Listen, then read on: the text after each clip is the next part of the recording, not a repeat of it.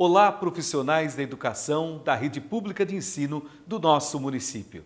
Estamos iniciando mais uma jornada em mais um ano letivo que ainda se inicia de forma bastante diferente da que costumávamos.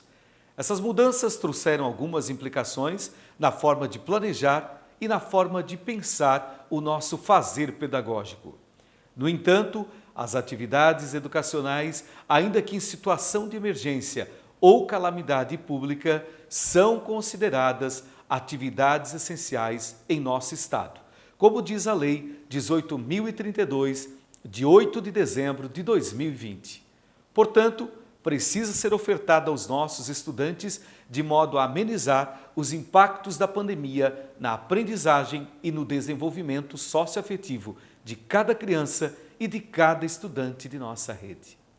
Cabe destacar que ainda recebemos a Recomendação 003 de 2021 do Ministério Público de Santa Catarina, solicitando a realização de campanha junto à comunidade escolar, a fim de que o maior número possível de estudantes retornem à modalidade presencial.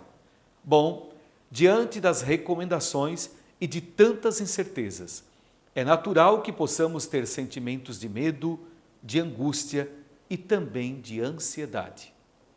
A educação, como demais setores e atividades cotidianas de nossa sociedade, foi afetada. Precisamos pensar diferente, num tempo diferente, um tempo que exige resiliência e muita criatividade, além de perseverança no enfrentamento de diversos obstáculos. O nosso fazer pedagógico, além de se alicerçar na experiência das vivências diárias, precisa aliar-se à formação pedagógica, apoiando-se em uma reflexão dos sujeitos sobre sua prática docente, realizando também um processo constante de autoavaliação. Numa sociedade caracterizada por constantes mudanças, tanto o fundamento epistemológico quanto os princípios pedagógicos implicam novos papéis para os sujeitos do processo educacional. É nesse contexto que se faz a concepção e a urgência de nossa formação, pois é algo que deve ser pensado como um processo ininterrupto. Destacamos aqui, então, a importância da formação continuada para a melhoria da prática pedagógica de todos nós, frente às exigências, às novas mudanças sociais. São muitos anseios e inquietações e o desejo de angariar conhecimentos que possam a cada dia ressignificar a nossa prática. Nesse sentido, a Secretaria do Sistema de Educação tem a honra de levar até você, profissional da educação, o início de uma formação bastante pertinente para esse período letivo. A seguir, apresentaremos uma importante discussão a respeito da educação em tempos de pandemia, com apontamentos dos principais desafios pedagógicos e socioemocionais. Assim, será possível contextualizar a educação no cenário pandêmico. Além disso, serão apresentadas algumas características do ensino híbrido, com o intuito de desmistificá-lo. A partir desse entendimento, também apresentaremos algumas considerações a respeito do ensino remoto. Bem, vivemos um cenário de incertezas. Nesse novo tempo, como é possível planejar? Diante das circunstâncias, apresentaremos também a você questões importantes e referentes ao alinhamento de nosso planejamento diário ABNCC. Veremos ainda nessa formação que a avaliação diagnóstica ajuda a identificar as causas de dificuldades específicas dos estudantes na assimilação do conhecimento, tanto relacionadas ao desenvolvimento pessoal quanto à identificação de quais conteúdos do currículo apresentam necessidades de aprendizagem. Queremos lembrar que nossa formação continua em outro momento, trazendo a você de forma clara uma reflexão a respeito dos desafios socioemocionais, com destaque para os seguintes conceitos: acolhimento, criatividade e autocuidado. Bem, esperamos que você possa se aproximar desse grande propósito de formação docente e que possamos remeter para a nossa prática as reflexões aqui provocadas, bem como o aperfeiçoamento coerente de nossas práticas pedagógicas nesse tempo novo da educação. Uma ótima formação a cada um de vocês e logo a Secretaria do Sistema de Educação estará disponibilizando um link para registro de frequência e participação, oportunizando assim um processo maior de interação. Desejamos um excelente momento de capacitação a cada um de nossos profissionais. Queridos professores, professoras, gestores e especialistas da Rede de Ensino Municipal de Morro da Fumaça, hoje daremos início ao processo de formação continuada da nossa rede. A formação continuada, ela é um tópico e uma ação importante para a trajetória e para as atividades pedagógicas da docência. E agora, no ano de 2021, esse compromisso e essa tarefa vem carregado de muitos desafios, mas ela vai se fazer ainda mais fundamental nesse momento de incertezas, onde através da formação continuada nós poderemos buscar suporte, metodologias, ferramentas e inspiração para que nós possamos dar conta de tudo aquilo que esse ano vai nos exigir. Então sejam bem-vindos, é com alegria que eu encontro vocês agora nesse momento. Gostaria de dizer àqueles professores, e professoras que já me conhecem que eu estou com muita saudade dos nossos encontros presenciais. É um desafio para mim estar falando à distância para vocês nesse momento.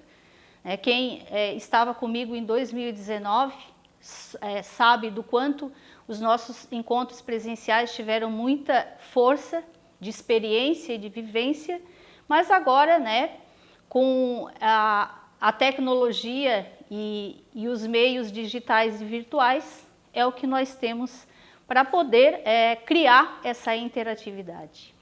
Então sejam todos bem-vindos e sintam-se acolhidos por mim.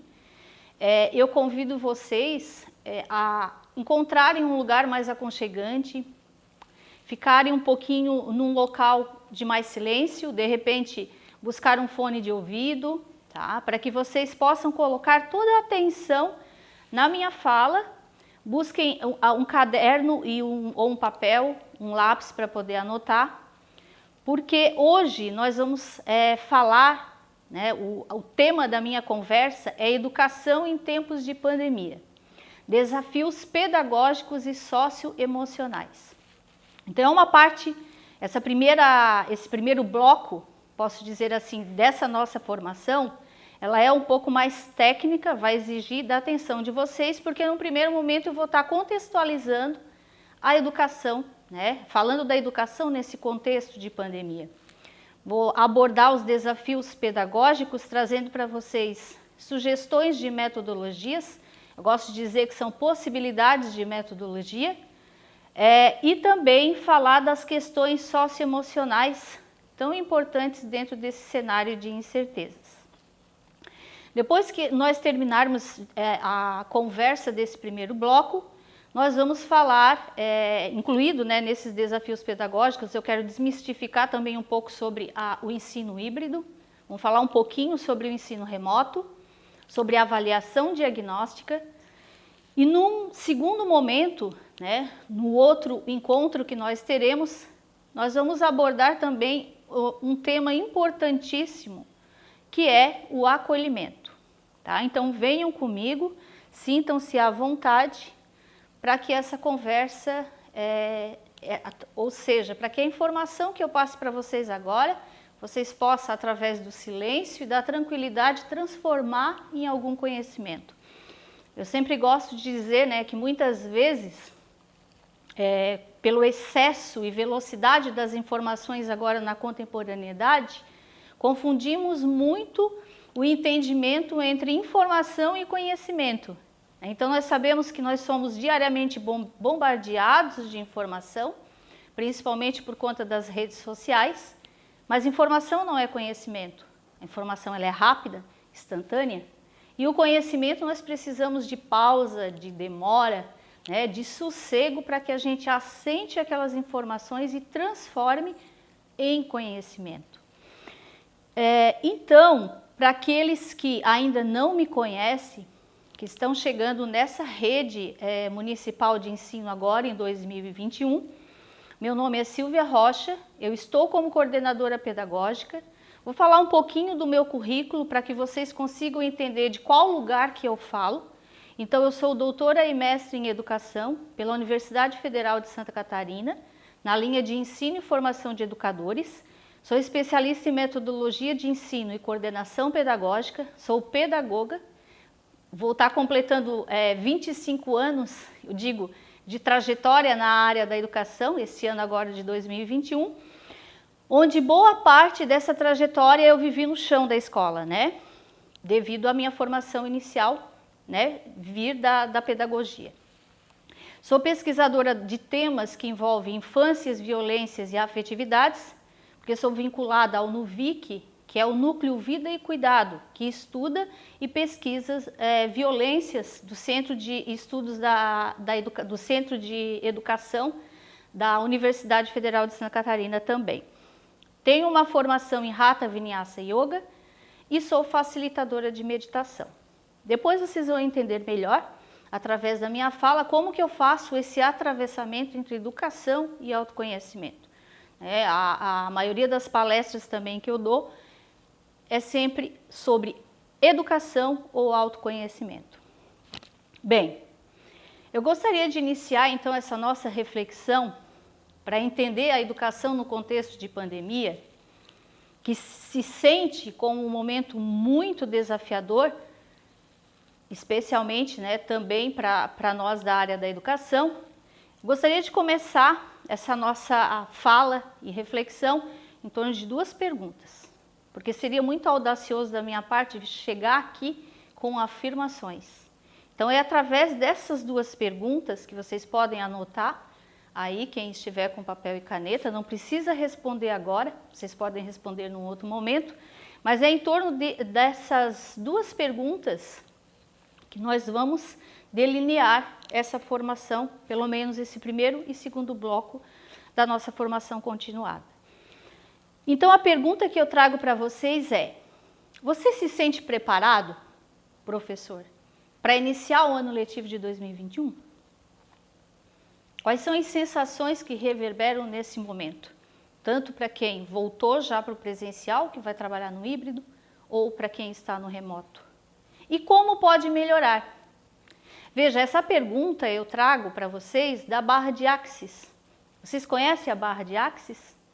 A barra de Axis, ela é uma técnica onde um terapeuta fricciona na nossa cabeça, tá, com as pontas dos dedos, 32 pontos energéticos. A fricção, ela serve, segundo o que a barra de Axis explica, para deletar crenças limitantes. Eu experimentei e experimento como paciente, sei a transformação que isso causa na nossa vida e, em meio a tantas perguntas que a barra de Axis nos traz, uma delas é como pode melhorar. Então, nesse cenário desafiador, nós podemos perguntar ao universo ou a outra conexão que você faça com o divino, seja Deus, a natureza, assim como você entender, você pode perguntar como pode melhorar. Bem, por que eu trago a pergunta da barra de Axis, né, que alimenta também o nosso autoconhecimento, para esse momento desafiador da educação? Porque nós precisamos eliminar crenças limitantes.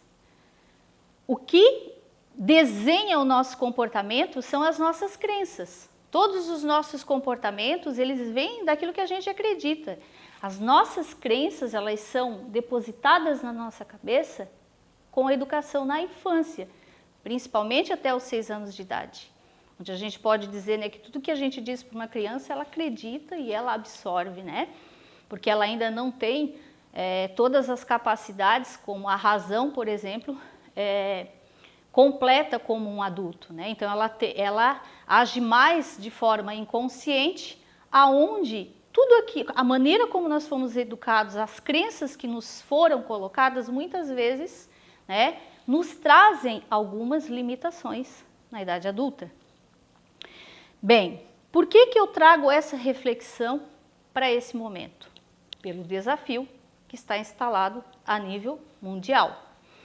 Então, eu acredito que a gente só defende aquilo que a gente conhece, né? Aquilo que a gente não dá nome, a gente não consegue nem ver, a nossa percepção, né? O nosso olhar, ele não alcança.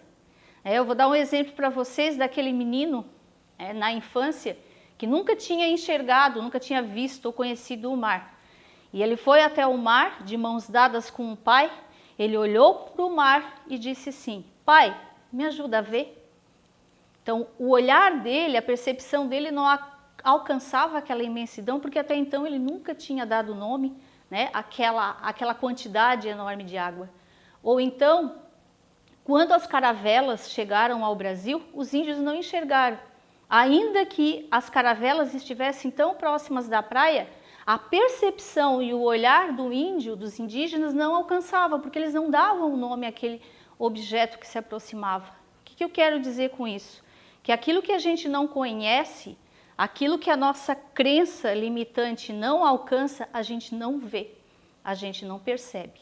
Então eu convido vocês para que a gente possa abrir a nossa mente, tentar identificar quais são as nossas crenças limitantes, porque todos nós temos, principalmente crença de escassez.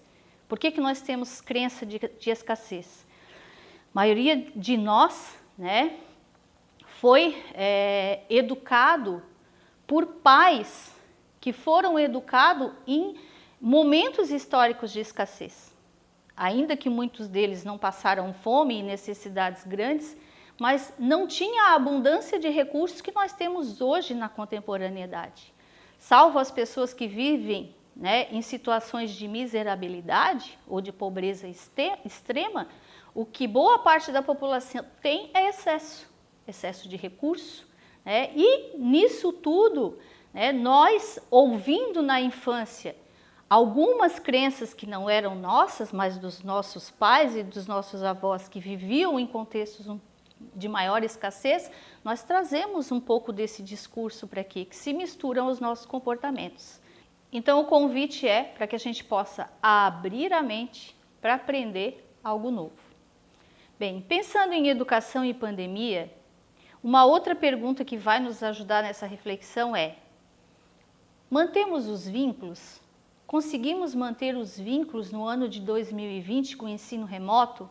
Então, em 2020, lá no mês de março, nós tivemos que nos reinventar praticamente do dia para a noite, né, com uma estrutura de ensino remoto para atender todos os nossos estudantes. Quando nós elaboramos, né, e montamos toda essa estrutura do ensino remoto, foi com a intenção de que nós não perdêssemos nenhuma criança, nenhum adolescente de vista, nenhum estudante. E aí vocês podem ver, né, ali na tela que eu apresento para vocês, que eu trago uma pergunta, mas ao mesmo tempo uma afirmação. Mantemos os vínculos? Mantemos os vínculos? Vocês podem, né, se questionar em torno disso. Acredito que alguma forma de vínculo nós conseguimos sim manter, né? Aqueles que nós não conseguimos manter esse vínculo, né, nós sabemos que tem aí o papel da busca ativa para que a gente possa, né, ir atrás dessas crianças, né, que de alguma forma tentaram, né, ou não conseguiram manter esse vínculo com a escola. Nesse cenário desafiador, o que eu pensei e trago para vocês para que a gente desenhe, né, a nossa formação continuada de maneira que a gente tenha ferramentas suficientes para poder melhorar a nossa prática pedagógica. Então, dentro desse cenário, nós temos que também, né, assim como a gente lá na BNCC fala de desenvolver habilidades nos nossos estudantes, nós temos que, como docente, desenvolver habilidades. Por quê? Porque nós vivemos um momento de transição e de transformação. A hora da mudança é agora. Há quantos anos na educação nós ouvimos falar de transformação, que nós precisávamos mudar e reinventar a educação? Esse discurso é bastante antigo. Então, eu acredito que de alguma forma nós postergamos também algumas coisas para que a gente pudesse dar um passo a mais na educação. No contexto da pandemia, nós fomos obrigados a olhar de frente para essas mudanças que são necessárias. Então, nesse quadro que vocês podem ver aqui, nessa tabela que eu criei para pensar a formação continuada de vocês, eu acredito que, pensando também naquela pergunta inicial de como pode melhorar, a primeira postura que nós temos que ter é a abertura para aprender. Então, alguns conhecimentos são fundamentais para que a gente aprenda nesse momento. Então, acompanhe comigo ali, né, na tela. Eu coloquei os aspectos jurídicos, o acolhimento, a escuta ativa, os aspectos pedagógicos e o autocuidado. Então, eu penso que ao longo desse ano, ou boa parte dele, nós precisamos nos debruçar em cima desses conhecimentos. Quando a gente fala de aspectos jurídicos, a gente precisa ter o mínimo de entendimento da legislação, tá? Que foi um bombardeio de decretos e resoluções, tanto no ano de 2020 quanto agora em 2021, que é o que respalda, né, os nossos movimentos dentro desse contexto atípico. As diretrizes, né, diretrizes novas, né, do processo de ensinar e aprender, e o Plancon escolar, né, porque todo docente que retorna ao ensino presencial nesse momento, ele precisa ter o conhecimento do Plancon, que é o plano de contingência escolar, né? Então, para quem ainda não se aproximou desse documento, o documento se encontra na escola, é um documento de leitura obrigatória, porque o que é o Plancon? Em cooperação, né, ou orientado pela Defesa Civil, o ano passado nós construímos o plano de contingência escolar, assim como também o da cidade, né, o municipal. Então, o que é um plano de contingência? É um planejamento para conter, falando na linguagem da Defesa Civil, desastres, né, ou trabalhar para conter uma ameaça ou a diminuição de um risco. Então, hoje nós temos uma ameaça, que é uma ameaça biológica, que é o coronavírus. Quando a gente retorna para a escola, essa ameaça some, ela desaparece? Não, ela existe, ela é real. No entanto, com o plano de contingência, o que nós conseguimos fazer é amenizar ou diminuir esses riscos, né? Falando do acolhimento, tá?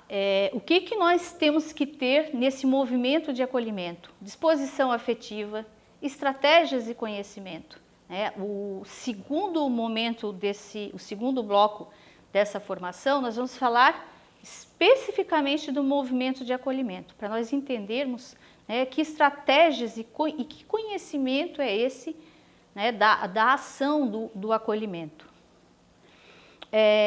A escuta ativa, né, que é realmente escutar com o corpo todo, envolve o movimento de acolhimento, que envolve também a busca ativa, que você já conhece, aquela que é determinada pelo Ministério Público, né? O trabalho em rede, porque nós não podemos, dentro dessa situação e nem fora dela, trabalhar isoladamente.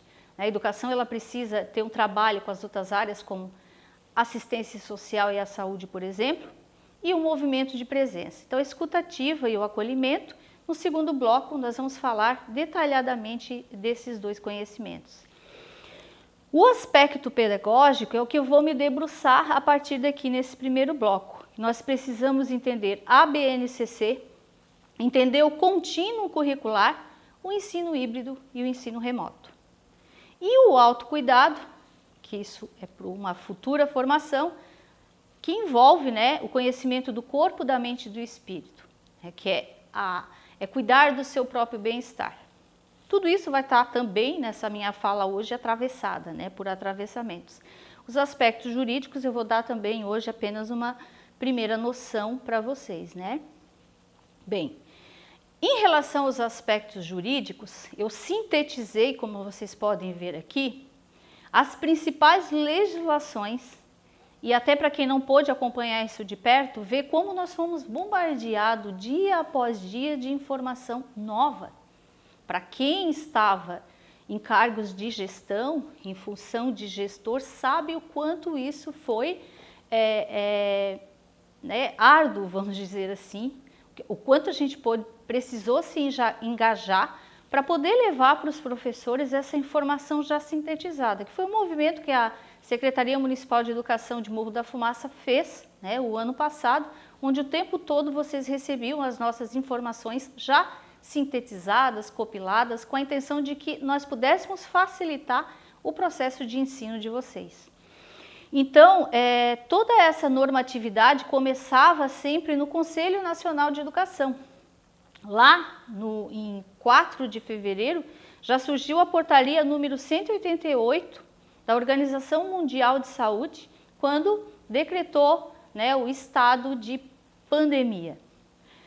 Depois a medida provisória 934, né, de 1º de abril, e o último parecer, né, o 19/2020, que foi no mês de dezembro. Foram 11 resoluções e talvez isso já esteja desatualizado hoje, tá? Eu fiz essa lâmina algumas semanas atrás, então alguns números aí já devem ter alterado. Então, 11 resoluções e pareceres do Conselho Nacional, e nós tivemos 27, o número está abaixo, tá desatualizado, deve ter umas 2 ou 3 a mais que essa, 27 portarias e decretos a nível estadual. Então, a legislação estadual, ela começou com o decreto 515, lá no mês de março, depois, dia 17 de abril, tivemos outro, e aí seguiu o ano todo, né, com vários decretos a nível estadual, e o que definiu a volta, né, e as possibilidades da aula presencial foi o decreto 1003, de 14 de dezembro de 2020, né, e também o outro decreto, agora o último atualizado, que colocou também a educação como atividade essencial. Bem, na legislação municipal também tivemos algumas resoluções, sempre, né, escritas também pelo Conselho Municipal de Educação, determinadas pelo Conselho Municipal de Educação. Então foram portarias, decretos e o plano de atendimento emergencial da educação, que foi como nós pudemos planejar o ano de 2020. E no final de 2020, o plano de contingência escolar, né, o Plancom escolar. Então, passando aqui de maneira bem rápida, né, só para vocês terem uma noção, de repente, alguns professores não puderam acompanhar toda essa velocidade das portarias e decretos do ano passado. Bem, Silvia, claro que nós não vamos retornar a toda essa escrita de portaria, resolução e decreto de 2020. Como que eu posso, né, agora trabalhar tanto no ensino remoto quanto na sala presencial, podendo me pautar de maneira legal por todas essas normativas? Bem, quando nós fomos elaborar o plano de contingência escolar, nós tínhamos como base, como uma literatura para o Plancom, os 8 cadernos, né, que são as 8 diretrizes elaboradas pelo Comitê Estadual. Foi o Comitê de Retomada das Aulas Presenciais e, posteriormente, o Comitê Municipal Escolar. Bem, esses 8 cadernos, como está citado, que eu coloquei ali na lâmina para vocês, nós temos as medidas sanitárias, as medidas pedagógicas, a gestão de pessoas, a alimentação escolar, a comunicação e informação, a capacitação e formação e as finanças, né? Então, esses 8 cadernos é que eles dão suporte, né, que eles fundamentam o Plancom. Nós, da docência, claro que o ideal seria ter o conhecimento dos cadernos, eles estão bem sintetizados, mas todo o conteúdo que tem nos 8 cadernos, eles estão lá no Plancom. Então, se você faz a leitura do Plancom da sua escola, você está com todas as diretrizes da retomada das aulas presenciais na mão. E é claro, o que você tem que se aprofundar nessa capacitação, né? Se você ainda não teve contato com o Plancom ou com os 8 cadernos, o que eu solicito como autoformação de vocês, né, como parte também dessa capacitação, que vocês se debrucem na leitura do caderno 4, que é o caderno das diretrizes pedagógicas. É essas diretrizes que vão dar a sustentação para o trabalho de vocês em sala de aula no ensino híbrido. Bem, eu vou explicar detalhadamente agora o que vem, tá, como diretriz no caderno 4. Quem for pesquisar na internet, é só colocar no Google diretrizes pedagógicas para o retorno das aulas, caderno 4. A capa é essa que vocês estão vendo ali na tela, essa capa roxinha ali é a capa do caderno 4. Do caderno 4, então o primeiro tópico é a garantia do direito à educação básica. Tá? Eu só vou passar por esse tópico, né, porque depois vocês vão ler o caderno. O 2 é sobre o calendário escolar, que determina ali o mínimo de horas.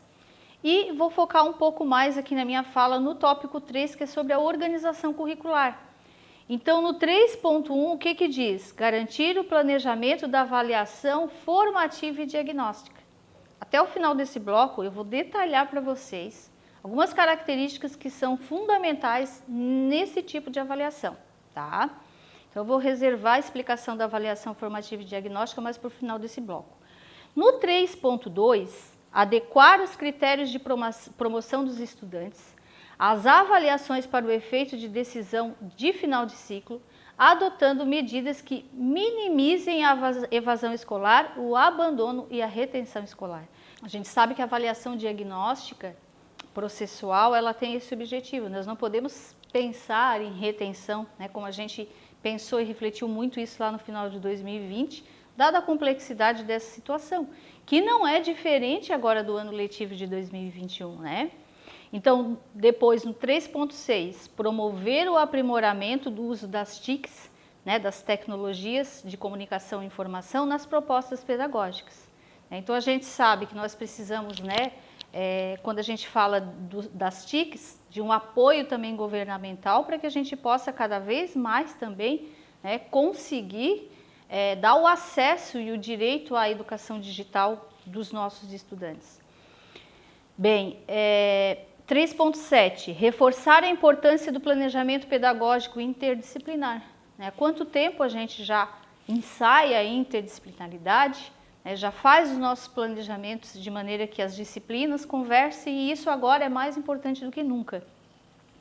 No 3.8, a diretriz é adequar o projeto político-pedagógico considerando o contexto vigente. Então, nós tivemos aí, no ano de 2019, a construção dos nossos PPPs. Nós sabemos que nós temos ainda o 4º capítulo para desenhar. Como 2020 nós não podemos, não conseguimos realizar de maneira presencial e de maneira democrática, nós temos ainda essa tarefa. Com alguma organização, nós também vamos poder falar um pouco do PPP ainda nesse ano. No 3.9, promover a autonomia pedagógica por local de trabalho, com valorização do diálogo entre toda a comunidade escolar. Veja bem, gente, há muito tempo a gente pensa, fala e luta para que a gente possa ter, né, um diálogo entre escola e comunidade. Ou um diálogo mais aberto entre escola e família. Então, dentro, né, de todos os desafios da pandemia, eu penso que mesmo, né, com toda a situação desafiadora, a gente sempre aprende e consegue, né, colher algum fruto. E um deles foi a abertura ao diálogo com as famílias. É uma relação que muitas vezes foi difícil. Com o ensino remoto, esse diálogo ele foi de alguma forma forçado e muitas vezes bem sucedido. Então, ali o 3.9 vem reforçar, né, esse diálogo local com a comunidade. E o Plancom também facilita muito esse processo, porque como o Plancom ele é escolar, ele é muito local, as decisões e a autonomia da escola também vão criando forças, né?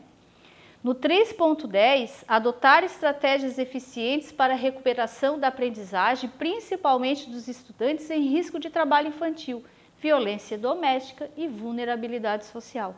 É claro, né, que nós precisamos recuperar a aprendizagem de todos e todas, mas precisamos sempre olhar para essas questões de vulnerabilidade.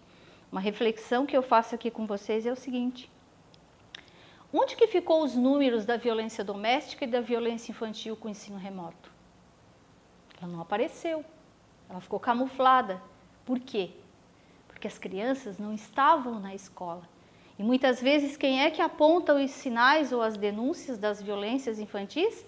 É a escola, né? Então, nós tínhamos um certo vínculo, nós tínhamos um contato virtual, mas de fato, né, nós não sabemos realmente o que aconteceu ou o que estava acontecendo, né? Então, adotar estratégias para essa recuperação, sempre com o olhar também acentuado para as vulnerabilidades.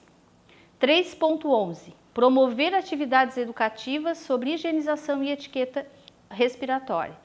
E no 3.12, desenvolver estratégias pedagógicas de prevenção à Covid-19, de forma a estimular os estudantes e servidores a se apropriarem dos conceitos estabelecidos nas diretrizes sanitárias. E no 3.13, reforça estimular estudantes e servidores a se tornarem agentes multiplicadores de prevenção da Covid-19 na comunidade escolar e local.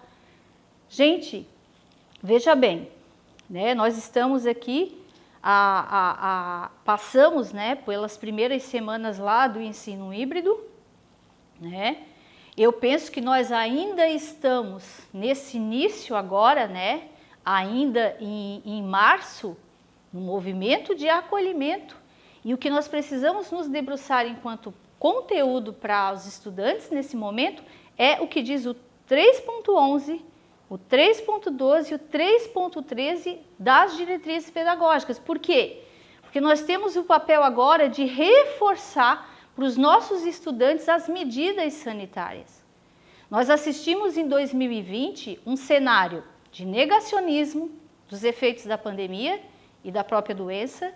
Nós vivemos um negacionismo científico, nós vivemos muitas fake news, vivenciamos e presenciamos ela, e agora, com a escola retornando às suas atividades em 2021, nós temos esse papel de ensinar, passar esse conteúdo precioso para os nossos estudantes, para que eles se tornem multiplicadores.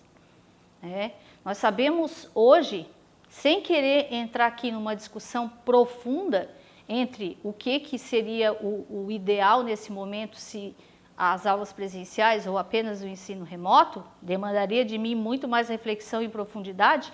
Eu estou hoje capacitando vocês nessa parte técnica e pedagógica desse contexto. Então, veja bem, a escola agora, ela tem o papel de levar toda essa gama de informação, porque a gente sabe que com o Plancom, pensem comigo, com o Plancom, nós temos uma certa segurança dentro da escola. Eu acredito que como ele foi elaborado, tá? Muitas pessoas que estão me ouvindo agora também participaram da capacitação com a Defesa Civil e elaboraram, né, nas suas unidades de ensino ou no comitê municipal os Plancoms, sabe que aquelas medidas, elas diminuem bastante o risco de contaminação. O problema que nós temos hoje é que a rua e a própria casa, que não é mais um local seguro como deveria, ela leva esse vírus para a escola. Então, qual é o papel nosso pedagogicamente? É reforçar esse conteúdo e aprendizado do que é a Covid-19, do que é o coronavírus, do que é uma pandemia e de que medidas sanitárias são essas, para que esses estudantes e servidores sejam multiplicadores desse conhecimento. Eu acho que nós temos aí um papel crucial, né? Então, também, né, no 3.3 diz o quê? Elaborar instrumentos de avaliação diagnóstica que atendam às especificidades dos estudantes e busquem mitigar ou eliminar as desigualdades educacionais. Nós sabemos, né, que a avaliação diagnóstica ela vai vir para mitigar todos esses, vamos dizer assim, prejuízos de aprendizagem. Né? Por isso que o debate da avaliação foi bastante profundo o ano passado, por isso que nós seguramos as notas, depois só colocamos 2 médias semestrais, porque nós não poderíamos avaliar da maneira tradicional como nós fazíamos, né? Para não, para mitigar ou, de certa forma, eliminar, porque a gente sabe que um dos prejuízos gigantes da pandemia é o aumento da desigualdade social. No 3.4, realizar a atividade diagnóstica de cada estudante por meio da observação do desenvolvimento em relação aos objetivos de aprendizagem e habilidades que se procurou desenvolver com as atividades pedagógicas não presenciais e construir um programa de recuperação caso necessário. A partir daquele mapeamento, nós vamos reorganizar o nosso currículo esse ano. Depois vai ser divulgado para vocês as datas desses encontros onde o grupo de cada turma vai poder fazer essa reorganização curricular. Por quê? Porque através da avaliação diagnóstica, que eu já vou detalhar daqui a pouco, nós vamos saber, né, quais habilidades ou direitos de aprendizagem foram ou não garantidos no ano de 2020, para que a gente possa reorganizar o nosso currículo de 2021, para que ele privilegie aquilo que é essencial. Eu acho isso positivo. Eu vejo algo muito interessante nesse movimento. Por quê? Porque nós sabemos, professores e professoras, que nós temos já de longa data, mesmo que ainda com o trabalho de reelaboração ali, né, que a base nos possibilitou, a BNCC, nós temos um excesso de conteúdo, nós temos um excesso curricular. Então eu penso que poder parar nesse momento agora de início de ano, olhar para o ano de 2020, olhar para a nossa matriz referencial curricular e poder decidir sobre quais conhecimentos, quais objetos do conhecimento, quais habilidades e quais direitos de aprendizagem são realmente essenciais, isso é maravilhoso, né? Por quê? Porque isso foi possibilitado pela pandemia. Valorizar aquilo que é essencial. Então, vocês podem perguntar para mim, tá, mas o que é essencial? Né? Falando de processo de ensinar e aprender. Primeira dica, é essencial aquilo que tem sentido para a vida cotidiana dos nossos estudantes. Aquilo que é essencial para a vida prática, né? Então a gente vai ter oportunidade de parar, de conversar com cada turma e fazer essa reorganização curricular. E vocês podem acreditar que isso vai ser tranquilo, porque você já tem um mapeamento feito em 2020. Bem, no 3.5, o que a diretriz traz para nós? Redefinir as estratégias do processo pedagógico e os objetivos de aprendizagem e desenvolvimento, direitos de aprendizagem e campo de experiência, tendo em vista a BNCC, o currículo do território catarinense, o currículo de referência, que no nosso caso é a nossa matriz referencial curricular de Morro da Fumaça, levando assim a continuidade da aprendizagem do processo formativo. Lembra quem estava lá em 2019 comigo? Que a gente discutiu bastante sobre o conceito de percurso formativo? Então, veja só, entendendo o conceito de percurso formativo, buscando o mapeamento que nós fizemos lá no final de 2020, com aquilo que foi possível, né, levar aos nossos estudantes, realizando a avaliação diagnóstica para saber onde estão essas dificuldades e essas lacunas, nós vamos reorganizar esse conteúdo, né, porque quando a gente entende a base, né, ou os anos da educação básica dos 0 aos 17, quando nós entendemos eles na horizontal, enquanto um percurso formativo, essa flexibilidade é possível. E o quarto e último ponto da diretriz pedagógica é a formação continuada, né?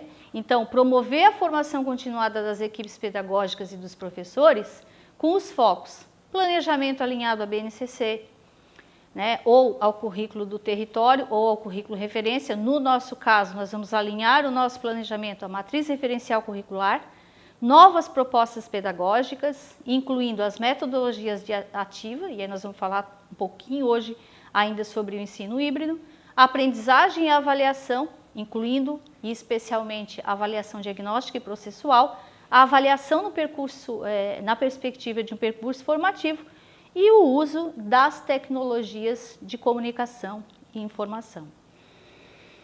Bem, é bastante conteúdo, né? Nós estamos só começando e a maneira como eu estou passando para vocês aqui é bastante sintetizada.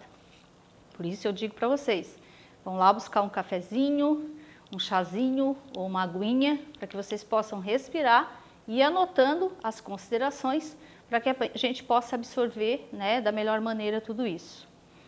Ainda sobre os aspectos pedagógicos, vocês vão poder ver na tela 8 tópicos que eu coloquei para vocês de maneira bem sintetizada para aquele professor que quer se desenvolver, se autoformar e acompanhar também a nossa formação continuada aqui na rede. Então, em primeiro lugar, leitura obrigatória. Caderno 4 das diretrizes pedagógicas, que também estão lá no texto do Plancom, que foi o que eu passei de maneira rápida aqui para vocês. A BNCC, né, conhecer os direitos de aprendizagem lá na educação infantil, as competências e habilidades lá no ensino fundamental. A avaliação diagnóstica, entender direito que ferramenta é essa, tá? O planejamento com foco no que é essencial, o contínuo curricular, que é entender que nós vamos dar uma continuidade no ano letivo de 2020 ao 2021. Nós vamos, quando eu falo para vocês de reorganização curricular, como que eu faço uma reorganização curricular? Olhando para trás, olhando lá para os conteúdos que foram trabalhados em 2020. Então, por isso que, vou dar um exemplo prático para vocês. Se eu sou professora hoje do 5º ano, tá? E o ano passado eu não trabalhei com o 4º ano, eu preciso resgatar aquele mapeamento da professora do 4º ano para saber o que ela conseguiu garantir como direito de aprendizagem ou as habilidades, para que eu possa fazer o meu planejamento de 2021. Então, a reorganização curricular, ela vai surgir com base no planejamento de 2020. As metodologias ativas e o engajamento, né, que métodos nós podemos utilizar para trazer a atenção dos nossos estudantes. A busca ativa, que nada mais é do que um trabalho em rede, e a escuta ativa, que é uma postura de presença, onde a gente vai poder estar se debruçando isso lá no segundo bloco. Eu trouxe aqui uma frase de Paulo Freire, né? Uma afirmação dele que ele diz que ensinar exige bom senso.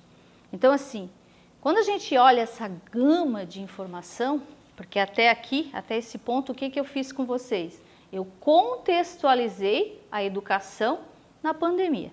Eu fiz aí um breve relato do que aconteceu em 2020 e quais são as nossas intenções para 2021. Né? Então, o que o Paulo Freire já nos dizia? Ensinar exige bom senso. Então, tudo isso vai ser feito usando o bom senso. Né? Porque nós temos aí nós temos o peso da legislação e das normatividades, nós temos diretrizes, nós temos uma matriz referencial curricular, mas nós não podemos esquecer do bom senso. A gente precisa ver o que cabe no nosso planejamento, o que é possível. E aí é que o entendimento de escuta ativa, de autoconhecimento, de autocuidado e de acolhimento é tão importante agora. Porque nós temos todo um cuidado aí com as questões socioemocionais que a gente vai poder detalhar, né, no próximo encontro. Bem, dito isso, tá?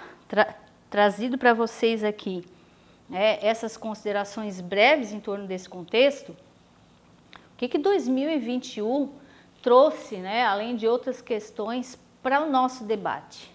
O ensino híbrido. Então, o ensino híbrido, ele não é nenhuma novidade. Ele não é uma novidade de 2020 e 2021. Ele é uma metodologia ativa, que já existe há algum tempo, onde algumas escolas, e principalmente algumas escolas, né, também do ensino privado, já experimentavam. Né? O ensino híbrido é uma metodologia do ensino presencial. Então, o que eu pretendo fazer com vocês hoje aqui? Desmistificar um pouco o ensino híbrido. Porque ele caiu meio que de paraquedas agora no retorno das aulas, e eu queria de fato mostrar para vocês o que é essa metodologia, tá? Para tirar o mito, desmistificar.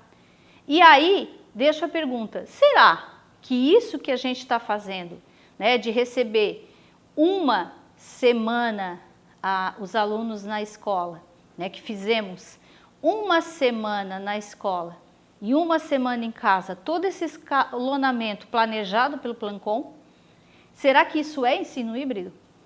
Vou deixar a pergunta suspensa, tá? E também vale ressaltar aqui para vocês que eu estou colocando o ensino híbrido aqui para desmistificar. Eu não estou dizendo que vocês precisam aplicar essa metodologia, mas nós temos como docente a obrigação de entender o ensino híbrido como uma metodologia ativa. Então, o que vem a ser esse ensino híbrido? Ele, de maneira comum, ele é entendido como a combinação de um aprendizado que acontece no online e no offline. Então, o online, ele se refere ao uso das tecnologias digitais para a coleta de informação do professor para que ele promova a personalização do ensino, tá? Então, não é meramente quando o aluno está uma semana em casa e outra na escola. Não, tá? Pode-se usar o modelo, porque assim, ele é um método, ele é uma metodologia ativa, onde ele tem alguns modelos que é o que eu vou apresentar para vocês. Mas antes eu vou falar de outras características, além da personalização do ensino. Então, primeiro, ele é possível fazer com ou sem internet, tá?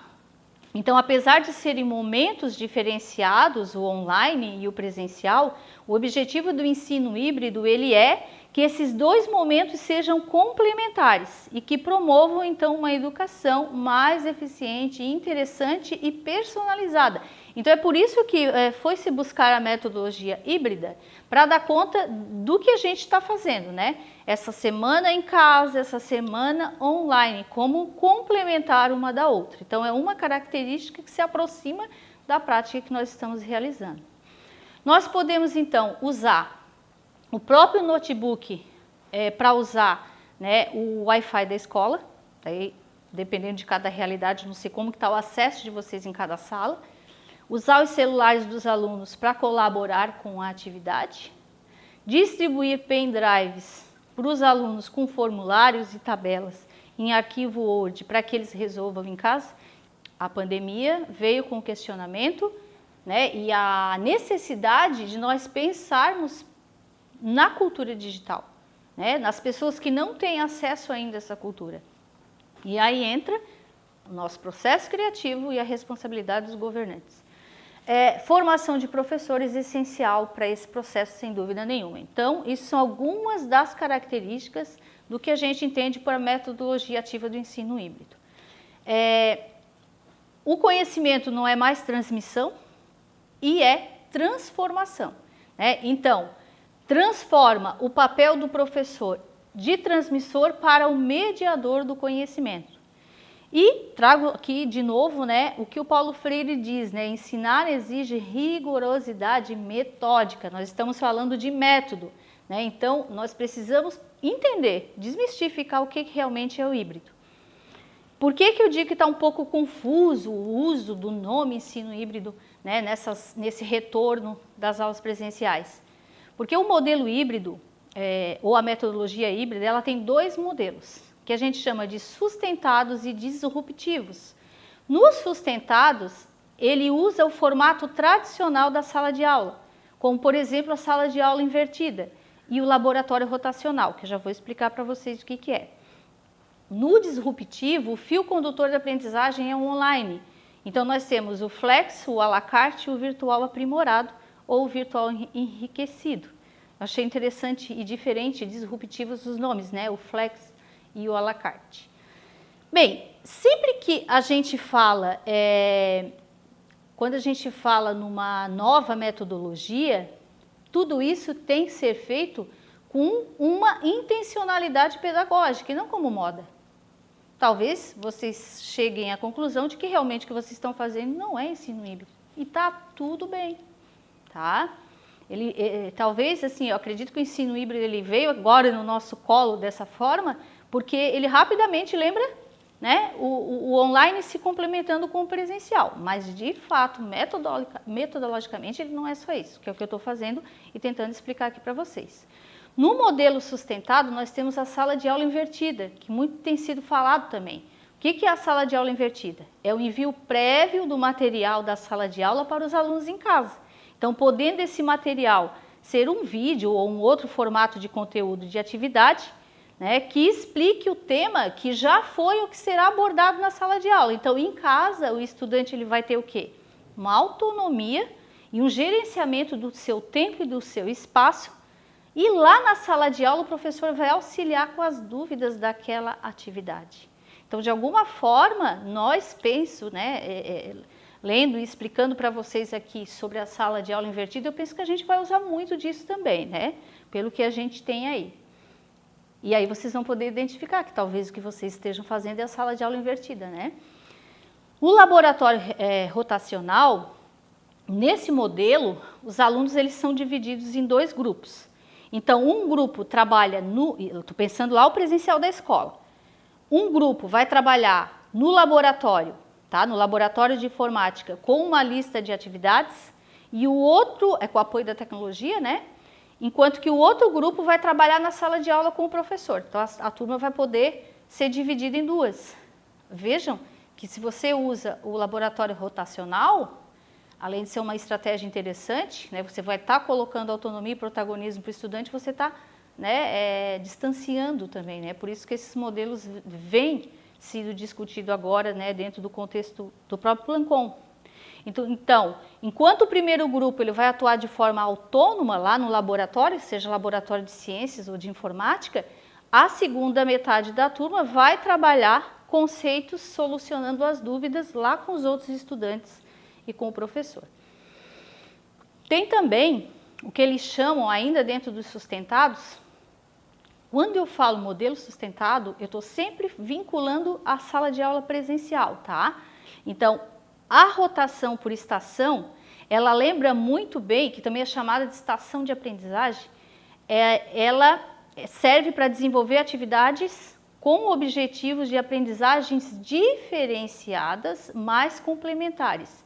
Lembra muito os cantinhos de leitura, sabe? Lá na alfabetização que a gente faz, é como se fosse vários cantinhos, né? Por isso que é chamado rotação de estações, onde cada aluno vai passar ao longo daquele período por todas as estações. Então, veja bem, as atividades elas são complementares. Ah, mas o professor vai precisar fazer planejamento diferenciado para cada rotação, para cada estação? Não. O planejamento é o mesmo, as atividades daquele planejamento é que são diferenciadas e elas se complementam, né? E os estudantes vão se revezando nessa estação e o professor ele vai ser o mediador, né, de cada grupo que estiver atuando ali.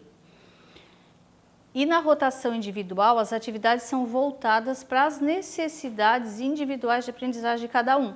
Isso não quer dizer que o professor vai fazer um roteiro para cada aluno, mas isso vai se encaixar na realidade de algumas escolas onde nós vamos receber estudantes com variados, né, níveis de aprendizagem. Então, a personalização do ensino, o protagonismo do estudante são características fortes dentro dessa modalidade de ensino. E aí, nos modelos disruptivos, eles fazem uso do online, das tecnologias digitais. E os modelos são o Flex, o à la carte e o virtual aprimorado. Veja que os nomes desses modelos já são disruptivos também, né? No Flex, que foi usual em algumas escolas durante a pandemia, né, o aluno ele tem roteiros que são entregues na plataforma digital. De alguma forma a gente fez isso no ensino remoto, os alunos recebiam as atividades na plataforma digital. Né, então, no qual as atividades propostas eram realizadas parte do tempo, né, com o professor por perto ou com o tutor.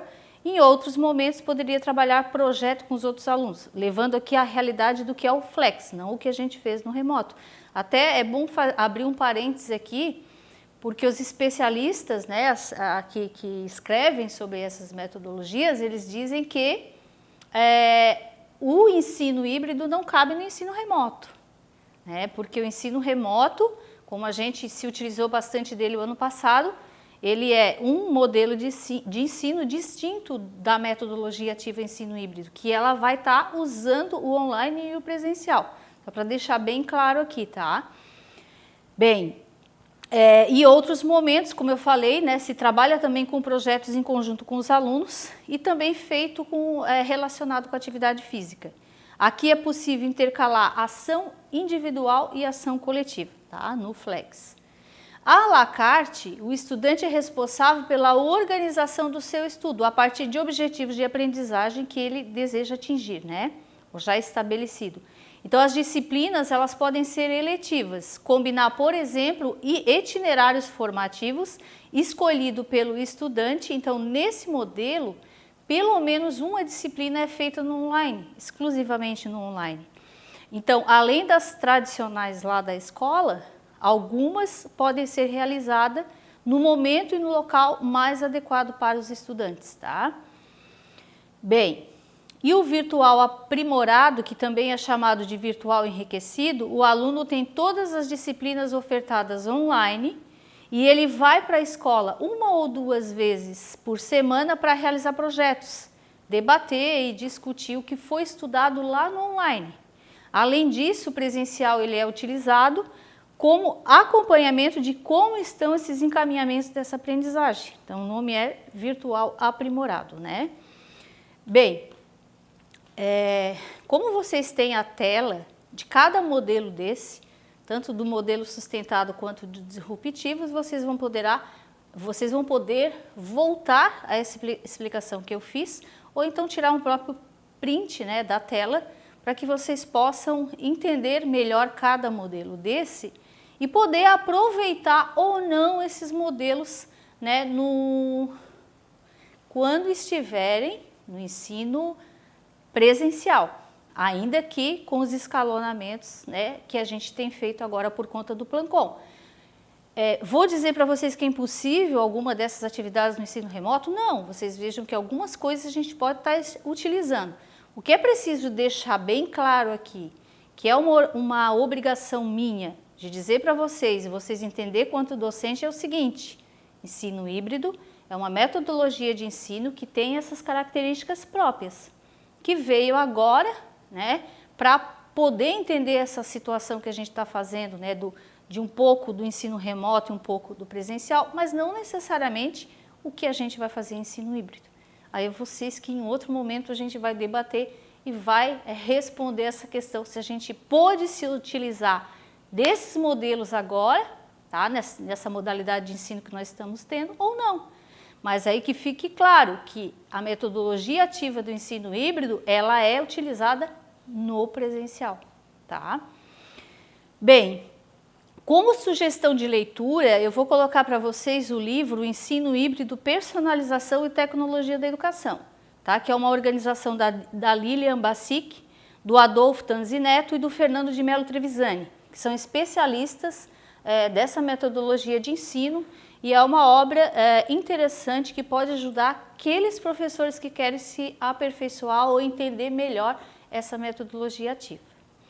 Bem, a gente precisa também deixar claro aqui que o ensino remoto não é EAD, isso a gente já sabe, a gente já discutiu isso bastante ano passado, né? O ensino remoto, ele permite, né, aulas assíncronas ou síncronas, né? A aula síncrona é aquela que acontece ao vivo, onde o professor, através da internet, vai gravar, né, ou ao vivo transmitir aquele ensino, né, e aquela aula, no mesmo horário que acontecia a aula na escola, no presencial, ou então assíncronas, que foi um modelo que a gente utilizou bastante, que era, né, planejar as aulas, colocar na plataforma, quando a gente fez uso, né, do Beta Sistemas, por exemplo, e ainda faz uso do Beta, né, ou então fazendo a entrega das atividades impressas lá na escola para as famílias. Bem, eu penso que o ensino remoto, a gente colocou ele na prática o ano passado, a gente estudou bastante, e vocês estão vendo aqui, né, a capinha ali do meu e-book, tá lá nas minhas redes sociais, eu tenho lá no meu Instagram, se você for no Linktree, ali no link da bio, você vai abrir ali o Linktree, uma entre as redes sociais que tem ali tem e-book, ensino remoto, possibilidades para a prática docente.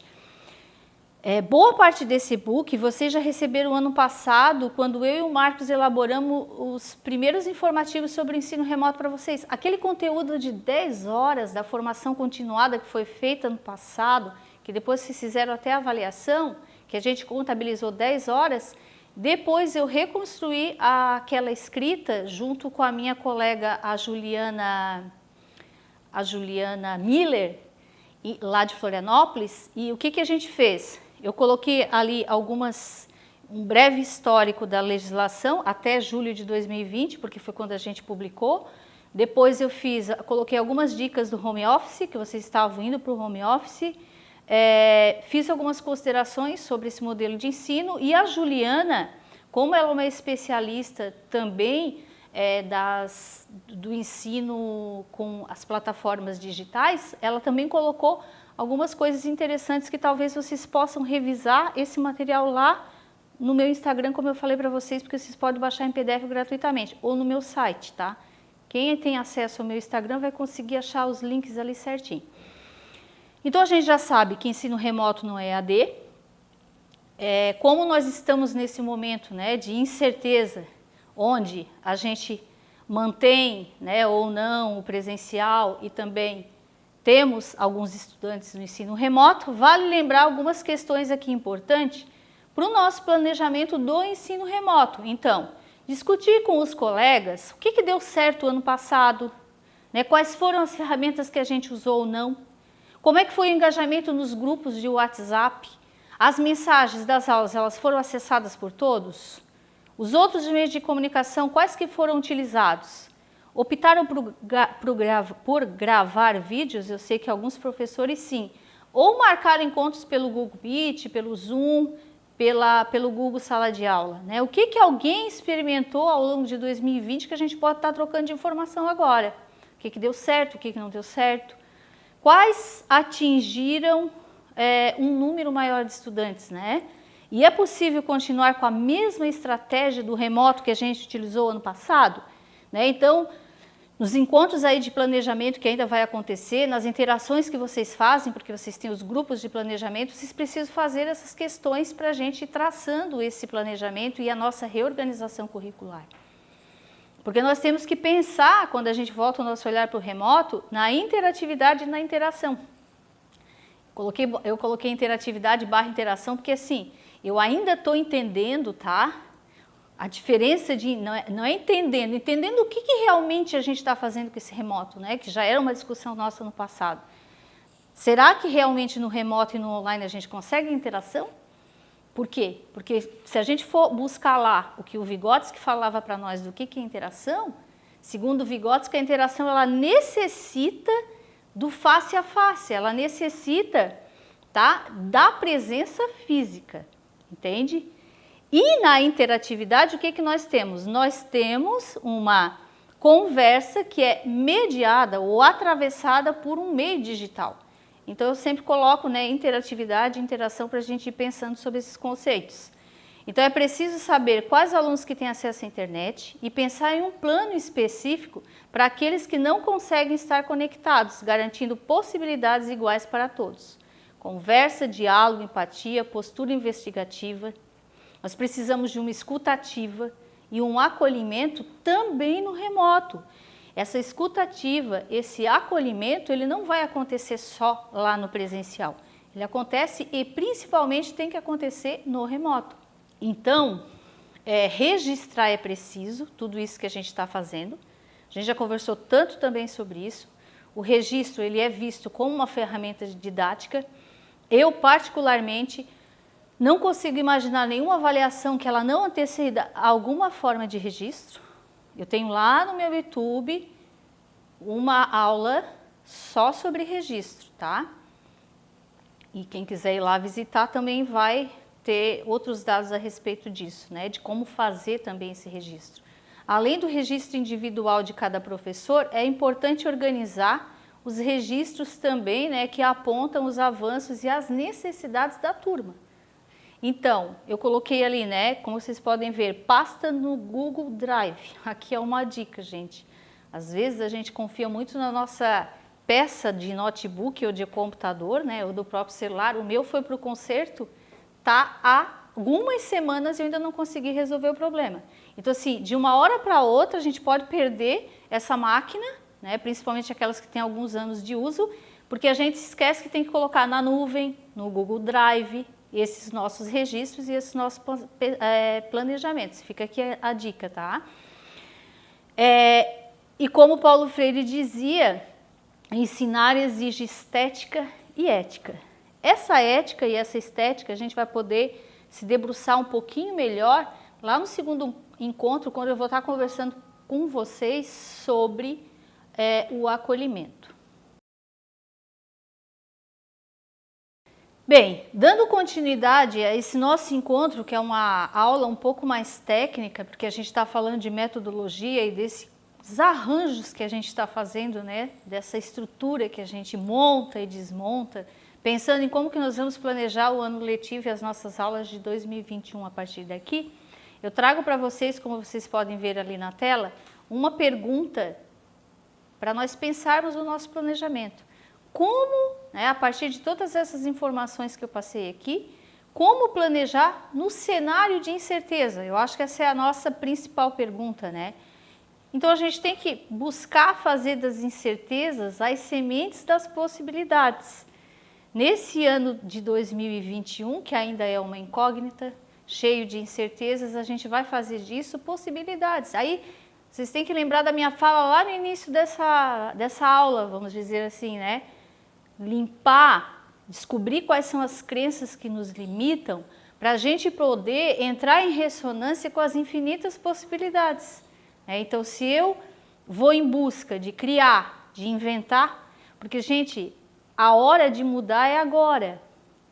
Nessas primeiras semanas, nós não temos que pensar em correr atrás de recuperação de conteúdo. Calma!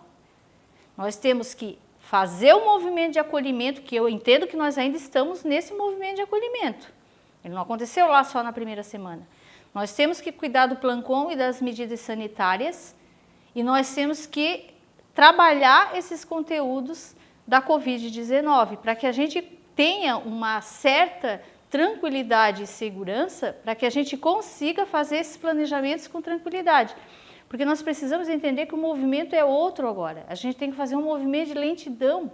Quem voltar para a sala de aula ou continuar agora no remoto, se tiver com a mentalidade do tradicional, não vai dar conta dessa situação. E aí eu trago mais uma vez Paulo Freire. Ensinar exige estética e ética. Então, é por isso que transformar a experiência educativa em um puro treinamento técnico é amesquinhar o que há de fundamentalmente humano no exercício educativo, o seu caráter formador.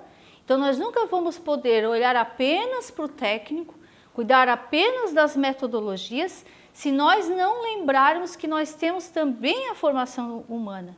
Porque muitas vezes é confundido na educação a capacitação com a formação humana. Elas são distintas e nós precisamos trabalhar elas juntas, né? Tanto a capacitação quanto a formação humana. A capacitação vai trabalhar do desenvolvimento de habilidades e competências e a formação humana nós vamos precisar entender que estética e ética é essa, né? Porque como já dizia Maffesoli, toda ética pressupõe uma estética. O que ele queria dizer com isso? A ética entendida, né, no senso comum, como a minha preocupação das minhas ações na vida do outro, ela sempre vai pressupor uma estética. O que seria essa estética? O meu movimento. Né? Como que essa ética se apresenta esteticamente?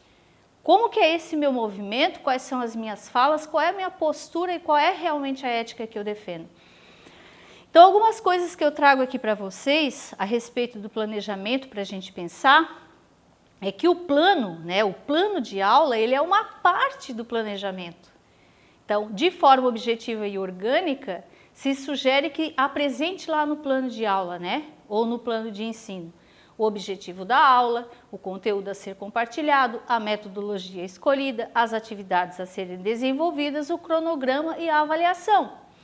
Então, é aquela estrutura que nós temos de um plano de ensino. O plano de aula, ele vai, né, também representar, desenhar como que vai ser a aula daquele professor. Então, 6 considerações que eu coloquei aqui em torno do planejamento. Então, primeiro, A matriz referencial curricular, a BNCC, obviamente, nós vamos partir, né, nós vamos construir plano de ensino e plano de aula a partir da matriz referencial curricular de Morro da Fumaça. Depois nós temos que ter uma intencionalidade. O que eu quero? Qual é a minha intenção com aquela aula? Atitude reflexiva.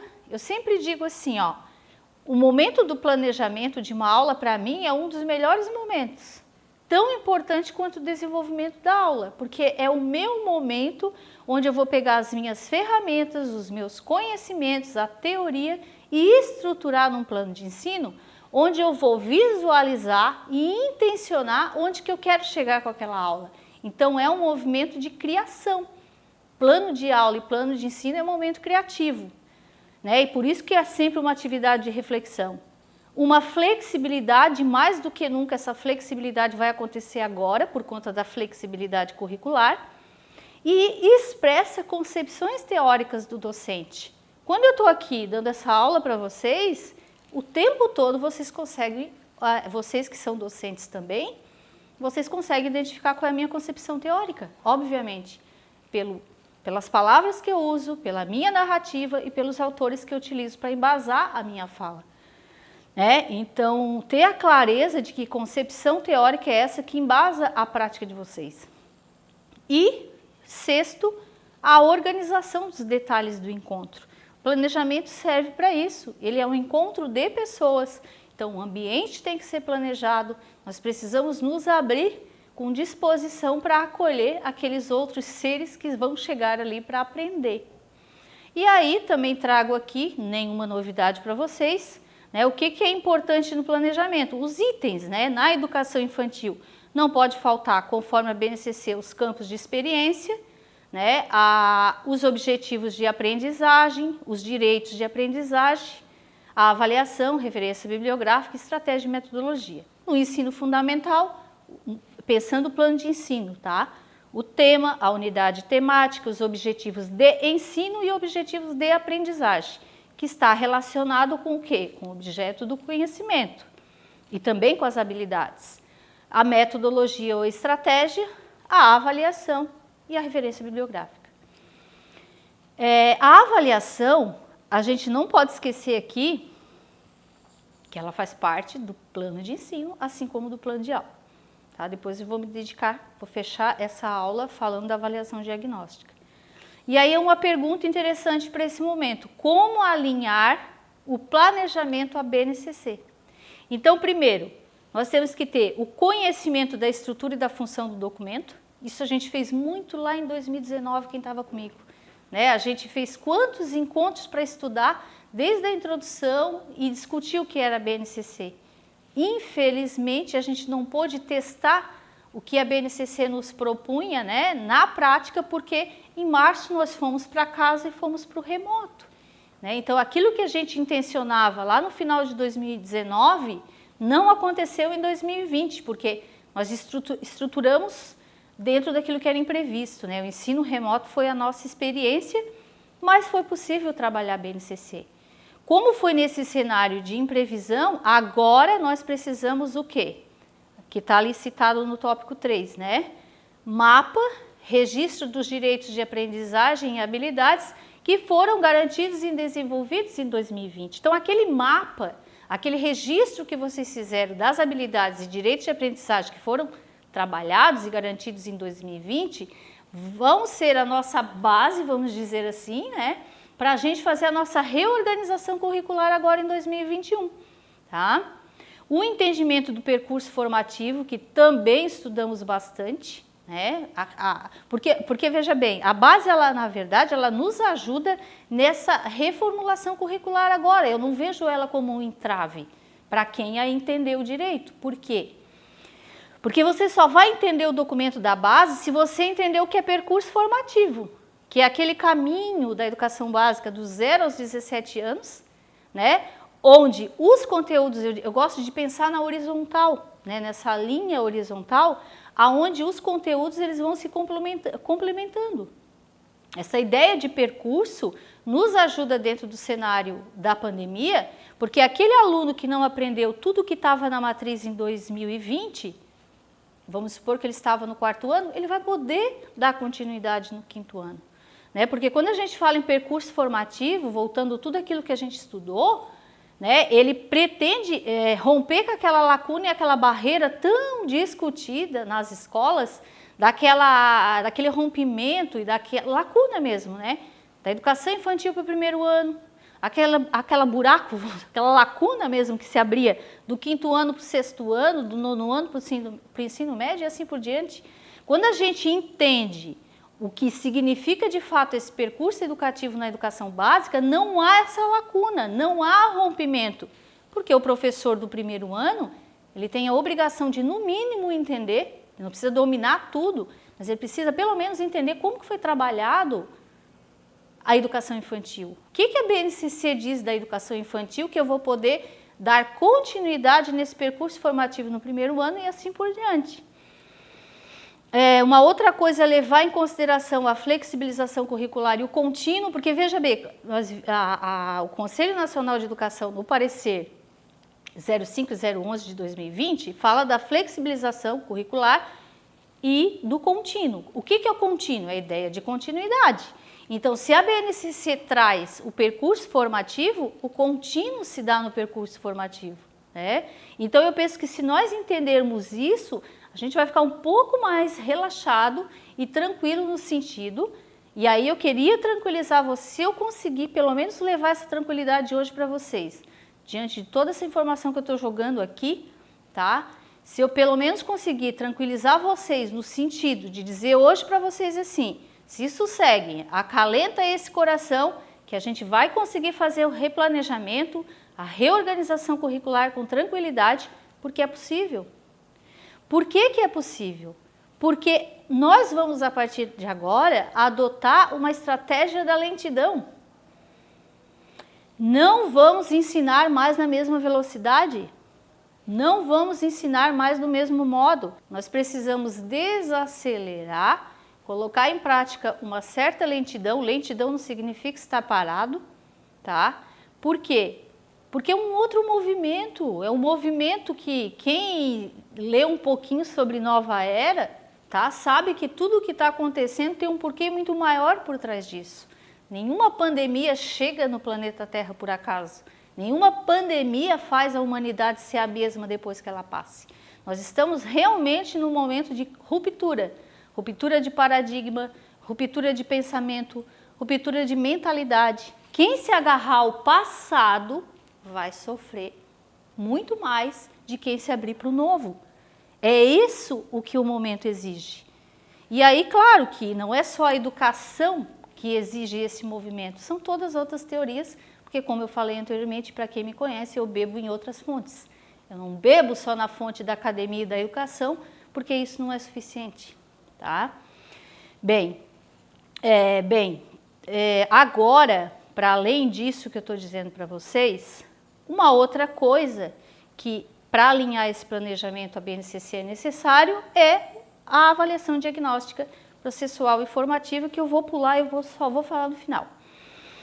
Depois aqui, né, seguindo o meu roteiro, na página 7, novas e diferentes metodologias, com foco nas metodologias ativas. A metodologia ativa tem sido uma súplica há muito tempo, né, de quem acompanha a tal da inovação na educação. Que é bom a gente sempre olhar isso com muito cuidado, porque a gente precisa entender de fato o que é inovar, né? A gente olhou sempre, às vezes, muito com estranhamento, tanto a vinda da tecnologia para dentro da nossa sala, quanto essa tal de inovação.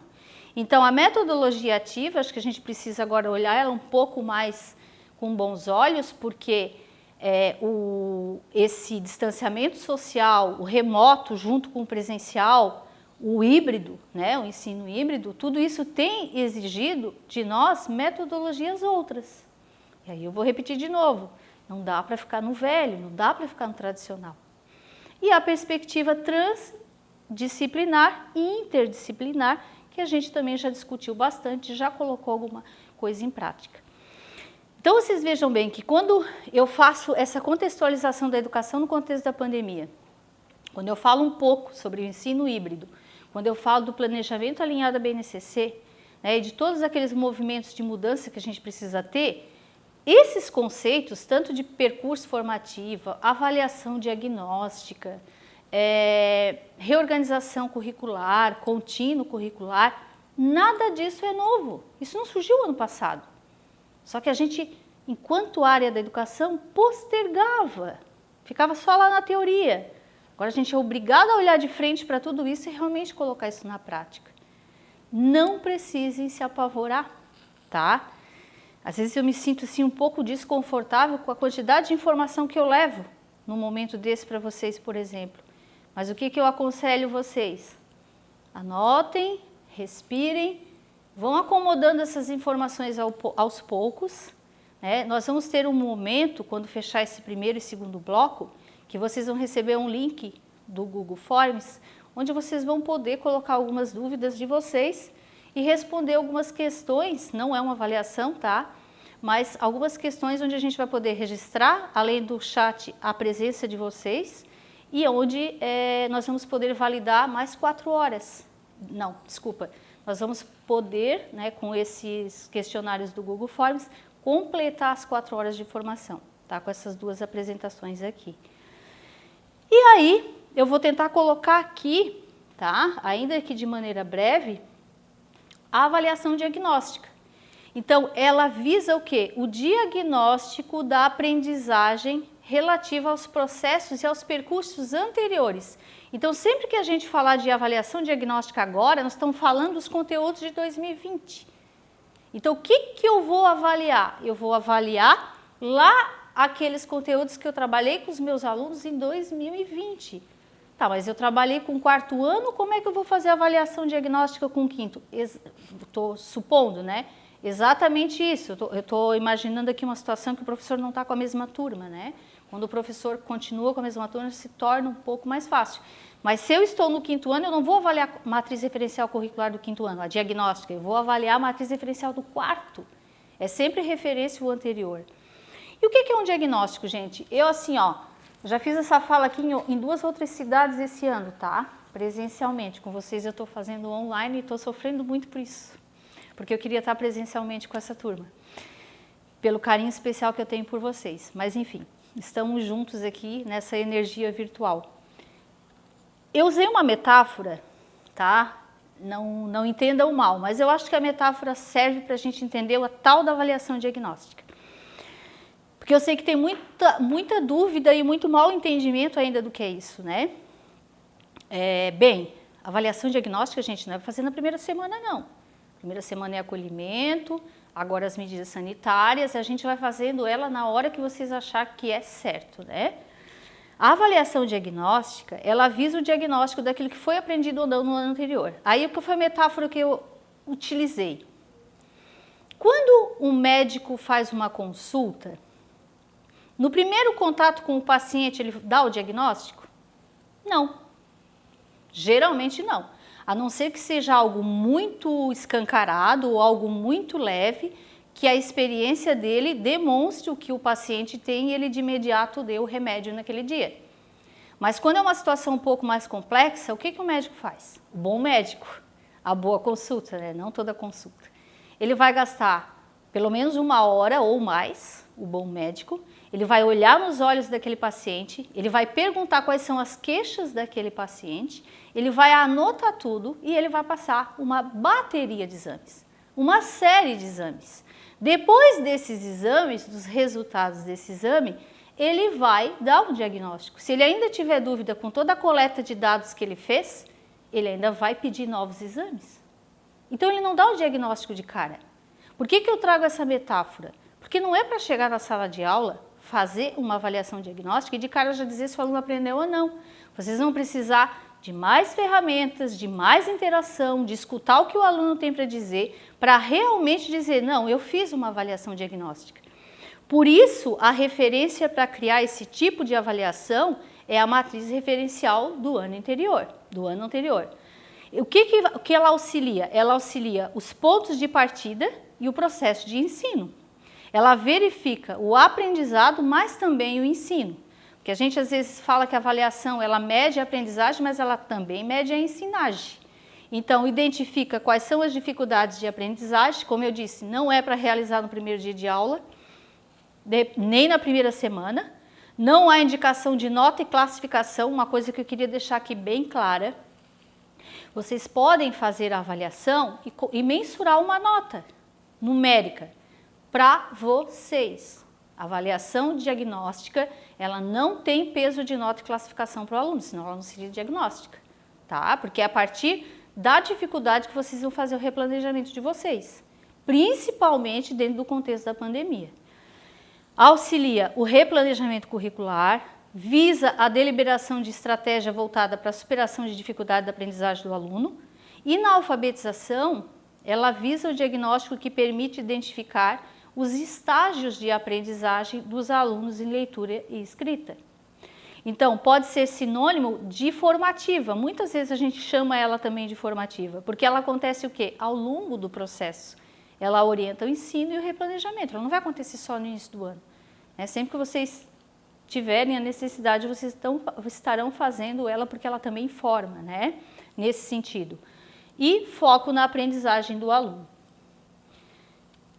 Bem, nesse primeiro bloco, são essas considerações bastante técnicas, né, da docência que eu pretendi passar para vocês. Como eu disse, vocês vão ter a oportunidade de me escrever e dizer quais foram as dúvidas. Eu sei que é uma gama de conteúdo bastante grande, mas se acalme, porque nós vamos ter encontros ao longo do ano que a gente vai estar tirando todas essas dúvidas de vocês em torno dessa nova estrutura que a gente tem que ter agora nesse ano de 2021.